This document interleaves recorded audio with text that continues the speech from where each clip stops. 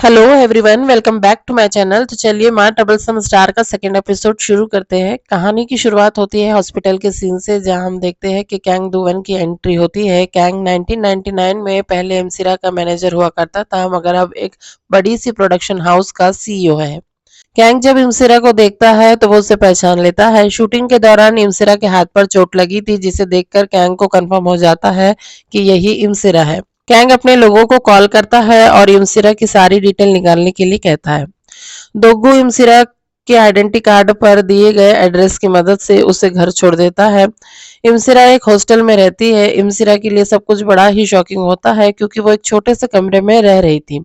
उसके पास स्मार्टफोन होता है जिसमें उसकी बहन का नंबर भी होता है, मगर इमसिरा उसे कॉल नहीं करती, क्योंकि बाइकजा को हॉस्पिटल से ऑलरेडी कॉल गया था, मगर उसने इमसिरा से मिलने के लिए इनकार कर दिया था। इमसिरा का वैलेट दोगू के कार में रह जाता है, जिसे चेक करने पर सियोंग पिल नाम का एक बिजनेस कार्ड निकलता है। दोगू को जब वो दिखता है तो उसके पीछे 2668 नंबर भी लिखा होता है। दोगू को वो कार्ड जाना पहचाना लगता है, इसलिए वो फौरन इमसिरा से मिलने आता है। दोगू जब उसे वैलेट देता है तो वो उसे उस कार्ड के बारे में पूछता है।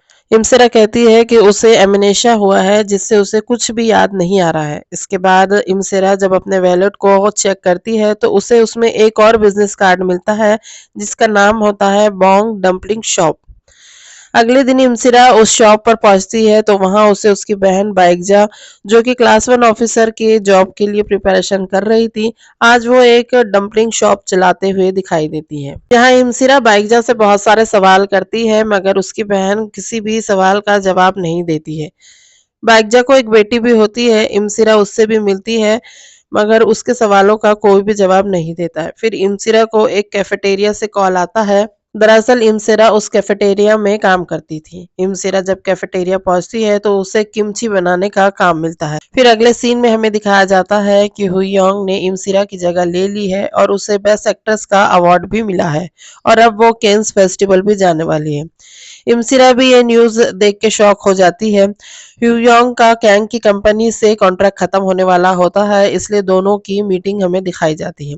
ह्यूयोंग जब कॉन्ट्रैक्ट देखती है तो वो उस कॉन्ट्रैक्ट से खुश नहीं होती है।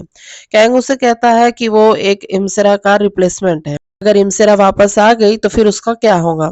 यहाँ वो ये भी कहता है कि तुम्हें यहाँ तक लाने में मेरा ही हाथ है।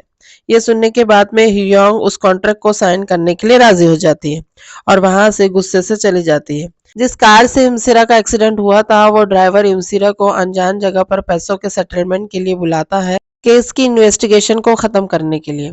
इधर दोगो को जब ये बात पता चलती है तो वो इमसिरा को कॉल करता है और उसे वहां जाने के लिए रोकता है, मगर इमसिरा वहां ऑलरेडी पहुंच जाती है। और यहाँ पर ये एपिसोड खत्म हो जाता है।